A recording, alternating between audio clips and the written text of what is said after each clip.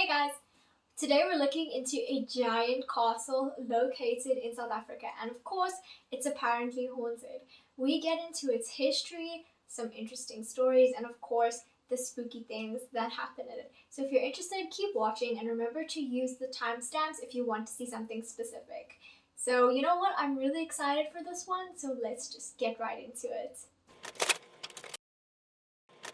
The Castle of Good Hope is South Africa's oldest building and it's located in Cape Town. It is 342 years old. The castle was built between 1666 and 1679 by the Dutch East India Company, which, for those of you who haven't watched Pirates of the Caribbean, the Dutch East India Company is basically a mega corporation that consists of all these Dutch trading companies that would trade mainly with Asian countries, and they operated in the early 17th century.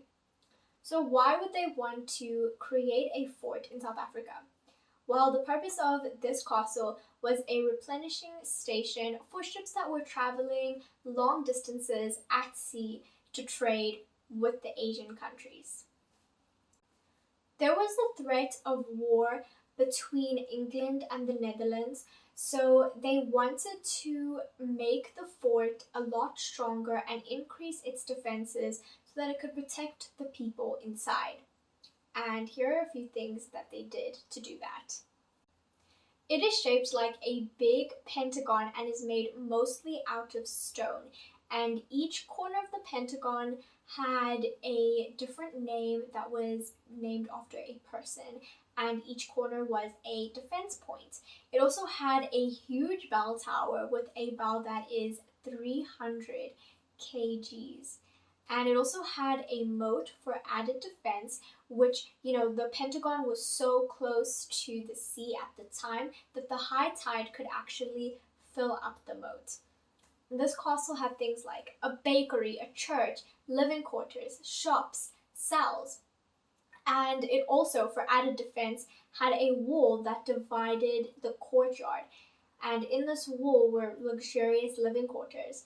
And people that would live at the castle would be like slaves, soldiers, sailors, and just people that were visiting. This is the governor's living quarters, and this balcony was used to make announcements. A man named Fritz Huber was imprisoned in the castle in its cells, and he was digging away every single night at the cement around the stones of the castle with an iron spoon, and he was really close to escaping, but a big stone slipped and pinned him in his tunnel. He was found the next day by a guard who found him unconscious but still alive. There have been many restorations made to the castle, and it is now a historical monument with a bunch of museums. The South African Army did use it as their headquarters for a bit, and now the South African National Defence Force operates it.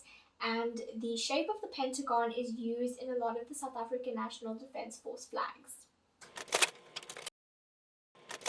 Donker Gat is dark hole, and it's the nickname used for the dungeon/torture chamber located in the castle. It's a windowless room, so that's why it's so dark. Convicts would be chained to the walls, and during the flood season, the water level in the room would increase so rapidly that it could rise by 1 meter in just 1 minute and would drown the convicts that were chained to the walls. And another creepy thing about this castle is that while they were doing restorations on it, they found hidden rooms that had been completely bricked up. Architects that studied the castle determined that there are definitely more secret rooms that have not been uncovered yet. In 1915, a 2-meter tall figure was spotted by the castle's battlements, and 32 years later, it was seen again leaping over those same battlements. Ever since, it's been seen walking around, watching people, leaning over things, just minding its own business, and its footsteps were heard too. Sometimes at night, the giant bell in the bell tower will ring.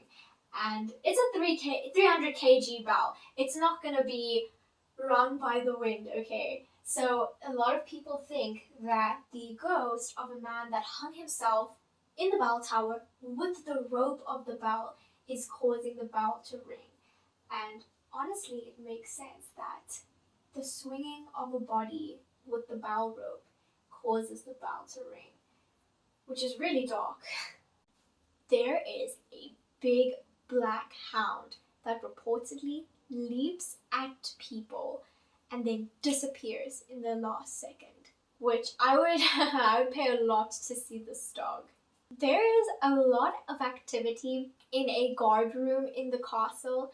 Lights will turn on and off by themselves. The arguing of a man and a woman is heard, and then when it's investigated, the room is empty, there is no one there. Sometimes a shapeless figure is seen, and there's another kind of electric bell in the guard room that also goes off by itself. And there was actually another suicide that did happen in this guard room in the early 20th century.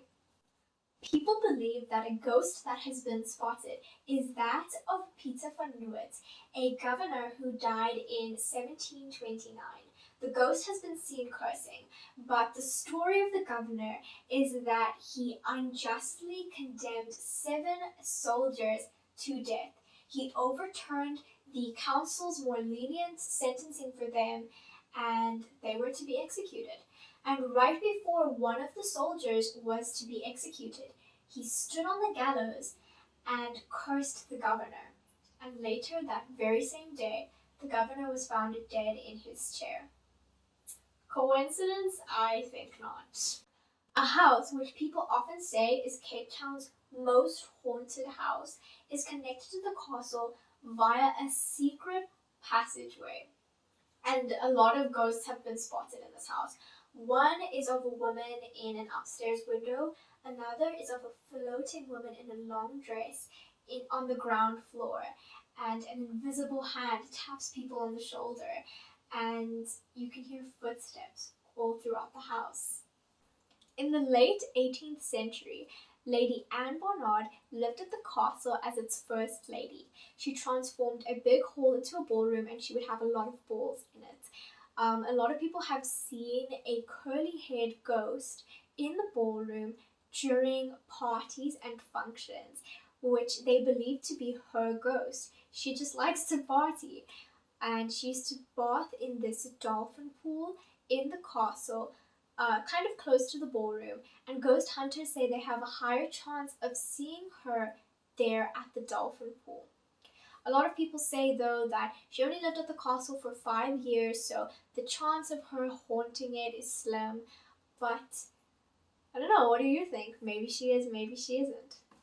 A lady dressed in grey reportedly haunts the castle, and apparently she also haunts a government house that is located in the castle. And the royal family actually stayed at this castle in 1947, and Princess Elizabeth herself actually saw a lady ghost dressed in grey. Many people think that this ghost is the ghost of a woman whose skeleton was found near the castle gates. There is a lot more information about these hauntings, and I read about it a lot in this link, which I'll put here for you, and you can go look into the details of each of the hauntings for yourself because I just summarized them in this video. But there are also a lot more stories from the guards of the castle from many different time periods. They would hear screams, they would hear footsteps, and all the guards collectively decided that they would not walk near the dungeon area on their patrols because they said they felt a force trying to suck them into the dungeon. But let me read you a couple stories. One night, a guard heard someone screaming for help and voices coming from the dungeon and torture chamber. He went to investigate, but there was no one there. He felt a presence. His body became ice cold, and the hair stood up on his arms and the back of his neck. Another guard at the castle who did the night shift in the early 1990s said that he had a terrifying experience.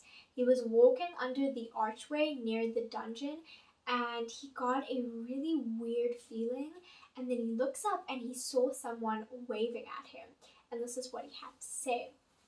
I knew there were only two of us on duty, and the other guard was on the other side of the castle. I couldn't get out of there fast enough. I tore a piece of my pants and scraped my shin when I ran past barbed wire near the gate. You just can't make that up.